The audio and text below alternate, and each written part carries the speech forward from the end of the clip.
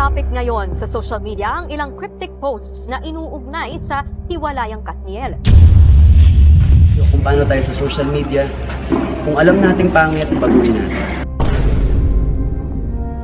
Okay, ayoko na ng mga ika ng social media. It's, sorry for the word, but super BS na yung social media for me.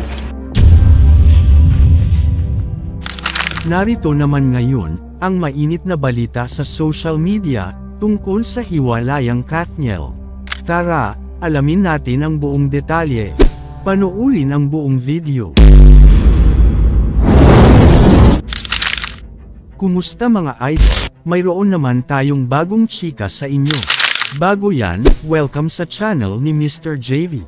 Una sa ating listahan ay ang mga cryptic posts na tila nag-uugnay sa hiwalayan nina Catherine Bernardo at Daniel Padilla. Maraming netizens ang naghihinala na may lihim na iniimbentaryo ang ate ni Catherine na si Kay Bernardo. Biglang nag-viral si Kay pagkatapos niyang ibunyag ang hindi kanais-nais na gawain ni Daniel Padilla noong sila pa ni Catherine. Ano kaya ito mga idol? Ayon sa kanyang mga post, tila may mga hindi magandang ginagawa si Daniel na hindi pa alam ng publiko.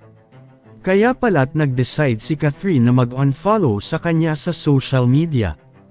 We know what you did last summer, yan ang nakakaintrigang post ng ate ni Catherine na si Kay Bernardo, hindi malinaw kung sino ang pinatatamaan ni Kay. Pero maraming netizens ang naghihinala na si Daniel Padilla ang tinutukoy nila. Usap-usapan din ang pag-like ni Catherine sa post ng kanyang kaibigan at talent manager. Ang caption sa litrato, "A mistake repeated, once more than once, is a decision." Marami ang nagtataka kung bakit ngayon lang ito inilabas ni Kay Bernardo. Ayon sa kanya, respeto lamang daw ito kay Catherine, at para na rin sa career ng kanyang kapatid. Pero ngayon, wala na siyang inaalalang tao, at handa na siyang isalaysay ang mga kabastusan na ginawa ni Daniel. Dahil sa mga palabas na ito sa social media, marami ang nag-aabang sa mga susunod na post ni Kay Bernardo. Sa kabila ng lahat ng ito, mukhang may mga nagpapakita ng suporta kay Catherine, ngunit mayroon ding ibang nagsasabi na it's time to move on. Ayon sa mga pinagkakatiwalaang source namin, sinusubukan pa rin daw ni Daniel na makipagbalikan kay Catherine.